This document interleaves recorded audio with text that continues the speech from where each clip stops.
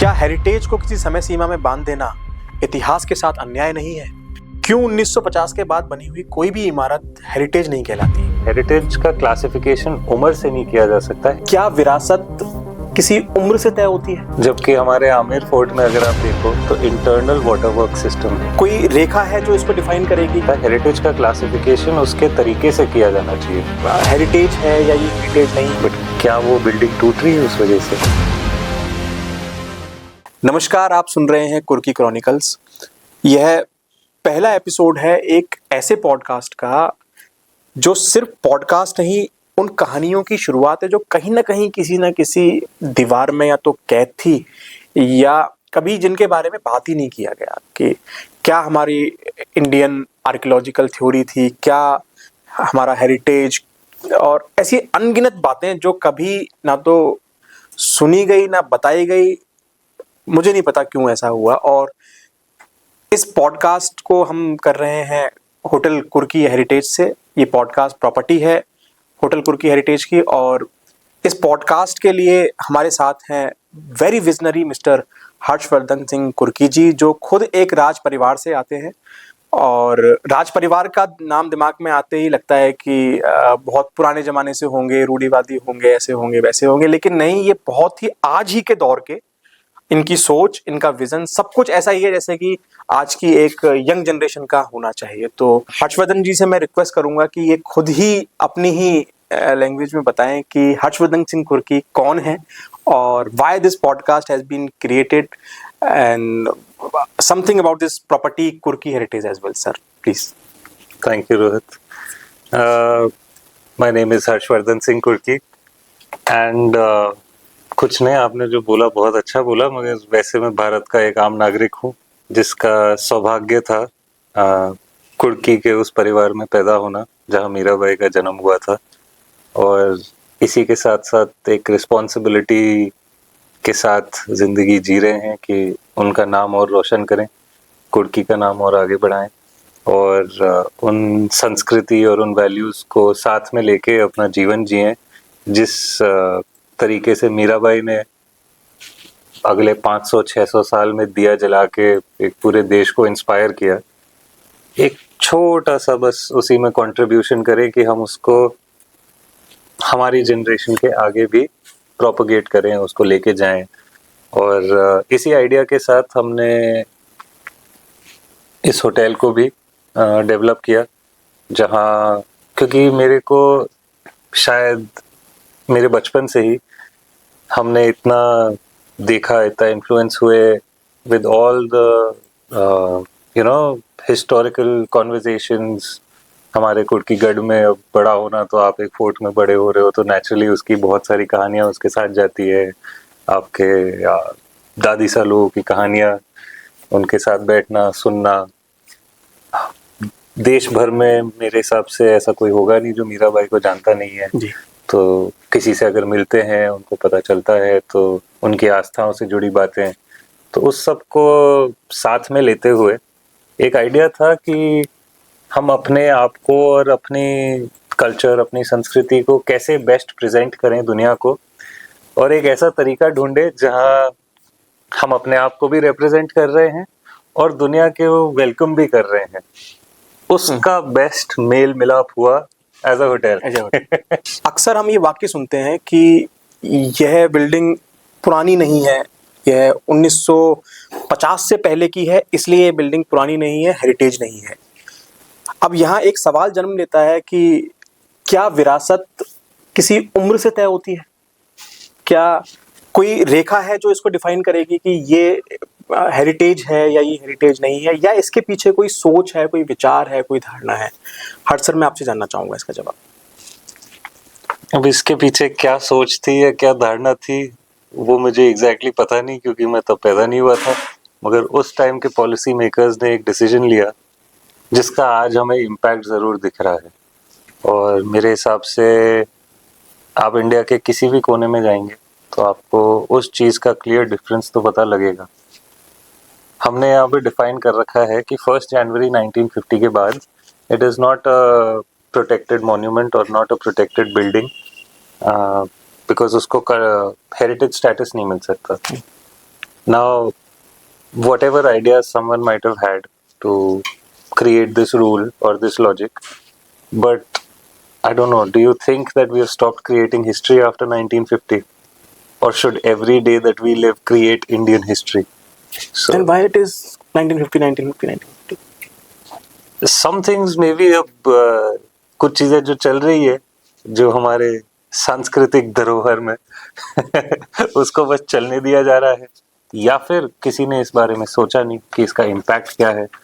अगर किसी को इस चीज का बेनिफिट मिल रहा है तो क्या पता वो उस बेनिफिट को बहुत ही लिमिटेड एरिया तक उन्होंने बांध रखा है, मगर उस चीज का जो नेगेटिव इम्पैक्ट है हमारे कल्चर पे, हमारे आर्ट पे, हमारे आर्किटेक्चर पे, हमारी स्टाइल ऑफ बिल्डिंग्स पे, इस देश को कैसे देखा जाता है उस पे, तो मेरे हिसाब से वो काफी प्रोफाउंड इम्पैक्ट है. बिकॉज थिंक अबाउट इट, 1950 तक एक लेवल ऑफ बिल्डिंग्स बनी थी, ठीक है, वो सब हेरिटेज स्टेटस में आ गई, बट उन बिल्डिंग्स का परसेंटेज क्या होगा? 1%, 2%, मे बी 5%. उसके बाद कितना डेवलपमेंट हुआ है? वो सारा डेवलपमेंट किस स्टाइल में हुआ है, किस तरीके से हुआ है, उसका आर्किटेक्चर क्या है? अगर हम इस चीज़ को देखें तो हम किसी भी सड़क से गुजरें, हमें चलते हुए या हमारे बच्चों को चलते हुए क्या दिख रहा है कि इंडिया का स्टाइल क्या है? तो वो जितनी भी इमारतें हैं वो नई हैं, 1950 के बाद बनी हुई हैं, तो उन्हें हेरिटेज बोलेंगे? मेरे हिसाब से हेरिटेज, जैसा आपने बोला, हेरिटेज का क्लासिफिकेशन उम्र से नहीं किया जा सकता. हेरिटेज का क्लासिफिकेशन उसके तरीके से किया जाना चाहिए कि क्या वो भारतीय सांस्कृतिक स्ट्रक्चर्स और बिल्डिंग्स और आर्ट और आर्किटेक्चर के अलाइनमेंट में है. अगर ऐसा है तो हाँ, क्योंकि आप अपनी चीज को प्रमोट कर रहे हो. इंडियन हेरिटेज मतलब एक दिन में तो गायब हो नहीं गया हमारा कि यार हम इस तरीके का स्ट्रक्चर है हमारा. जैसे अगर आप रोम जाएंगे तो उनका जो स्टाइल ऑफ बिल्डिंग था from the Roman empire 2,500 years ago continuation में है. तो आज आप वहाँ आज भी जाएंगे तो आपको एक यूनिफॉर्मिटी, एक अलाइनमेंट मिलेगा in their style, and that signifies their culture, that promotes their culture. आज की डेट में भी, वेदर इट इज लंदन का प्रेडोमिनेंट हिस्सा is either Victorian style of buildings और it is the Roman style of buildings. तो वो एक कल्चरल आइडेंटिटी बनी हुई है उस जगह की.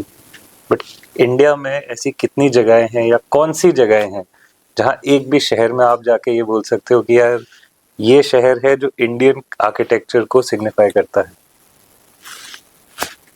सर, सवाल अभी भी वही है कि हेरिटेज किसको बोलेंगे? प्री इंडिपेंडेंट आर्किटेक्चर जो हुआ उसको ही हेरिटेज बोलेंगे, या अब जैसे मैं इस होटल में कदम रखता हूँ, कुर्की heritage, it's a big beautiful heritage structure, the paintings, the walls and everything I find heritage here. तो शैल आई से इट हेरिटेज और नॉट सर? ऑफिशियली तो शायद इसको हेरिटेज का दर्जा ना मिले, कह सकते हैं, मगर हमने बहुत कोशिश की है अपने स्टाइल, अपने आर्ट को दोबारा बढ़ावा देने की. क्योंकि जैसे हम इम्पैक्ट की बात कर रहे थे, अब अगर किसी के पास इंसेंटिव ही नहीं है अपने ही तरीके से बिल्डिंग बनाने की, हम तो एक westernised idea of construction apply करके उसको और सस्ते में क्रिएट करके और आगे बढ़ जाते हैं, प्रॉफिट मार्जिन्स. बट क्या आने वाली सदी में 100 साल बाद, हमारे 3 जनरेशन बाद, when people look back they will be like 1950 के बाद तो इंडिया था ही नहीं. तो ये तो इतिहास के साथ अन्याय हो गया कि एक समय सीमा के बाद हेरिटेज है ही नहीं. इतिहास को तो हम ये बता there be a blank slate कि there are these protected monuments जिनको और प्रोटेक्ट किए जाओ, और उसके बाद किसी ने कोई मॉन्यूमेंट ही नहीं बनाया है. उसका impact is not just on construction और टूरिज्म और you know just laws or politics. The impact is also on the common people. वो craftsmen, वो कला और वो कलाकार जो उस कला को बढ़ा रहे थे. क्योंकि हमारे कल्चर में, हमारी हिस्ट्री में आप देखें तो mostly roles were very, you know, they were passed on from generation to generation. Right. अगर फादर के पास कोई स्किल था वो बचपन से अपने बच्चे को वो स्किल पास ऑन करता जाता था। क्यों? क्योंकि उसको उससे रोजगार भी मिलता था, उनका परिवार भी चलता था और हमारी धरोहर इंटैक्ट रहती थी कि एज अ रिस्पॉन्सिबिलिटी जो मेरे को मेरे ऊपर से मिली, आज मैंने आपको पास ऑन की और होपफुली आप आगे पास ऑन करो। बट क्या वो आज हो रहा है? जितने लोगों को राजस्थान में जितने स्कूल्स ऑफ आर्ट हैं, अब राजस्थान में कहीं भी पूछ लो कितने हैं, कितने लोगों को पता होगा उसका एग्जैक्ट नंबर? और उससे भी कम लोग बचे होंगे जो उस आर्ट को एक्चुअली कर पाए। ऑल दो schools of art just from Rajasthan, जो सीबीएसई की किताब में पढ़ाई जाती है, उसको एक्चुअली किसी को करना आता है? क्यों नहीं करना आता? मे बी उसका एक ये रीजन है कि क्या उसको करने से उसको कोई बेनिफिट है? राइट, यूटिलिटी कोई करवा ही नहीं रहा।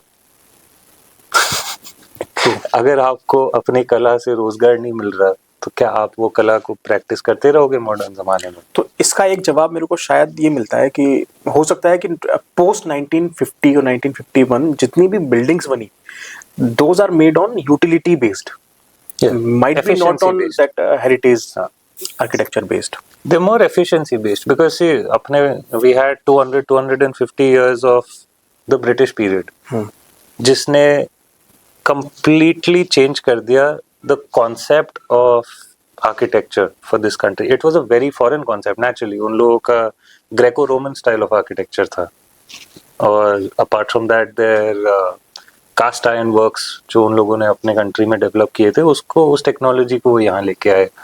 मगर हमारी जो टेक्नोलॉजी थी, आज भी जो बिल्डिंग्स खड़ी हैं 500, 600, 700 साल की, think about the earthquake resistance mechanism उनके अंदर जो है।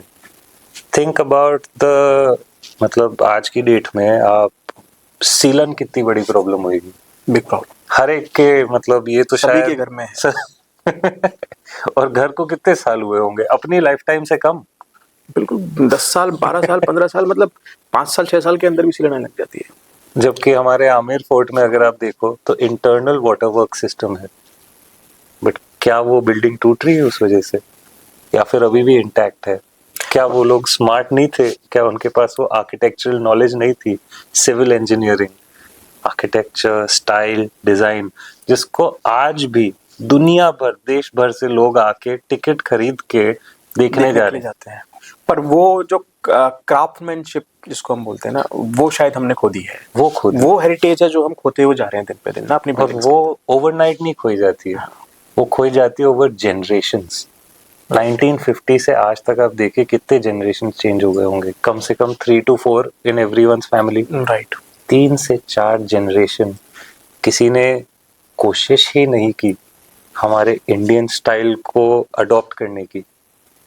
हम तो जनरेशन बाय जनरेशन हम वेस्टर्नाइज हमारे स्टाइल में हो रहे होंगे, हमने कपड़े पहन रखे हैं वेस्टर्न में भी, they not like the Indian traditional clothes. मगर Indian culture was more than just rituals, religion, because there so many religions in India, there so many languages in India, इतने सारे कस्टम्स हैं, हर स्टेट में 10 अलग प्रकार के कस्टम्स होंगे उसी स्टेट में रहने वालों के, स्पीकिंग द सेम लैंग्वेज। मगर उस सब से भी ज्यादा हमारे पास आर्ट था। हर कल्चर का, हर स्टेट का, हर सेगमेंट ऑफ पीपल का अपना अलग आर्ट था। राजस्थान के हर प्रीवियस ठिकाने के, हर बड़े ठिकाने का अपना मोड ऑफ पेंटिंग था। कहाँ है वो? किसी म्यूजियम में शायद या फिर उन्हीं ठिकानों के महल किले में आपको शायद वो चीज प्रिजर्व्ड मिल सकती है, बट उसके बाद where is it, who is doing it? तो अगर हेरिटेज को परिभाषित करें तो कैसे करेंगे? मतलब what is definition of heritage actually? It should be पुराना होना चाहिए, प्रमाणिक होना चाहिए, मतलब how we will define the heritage?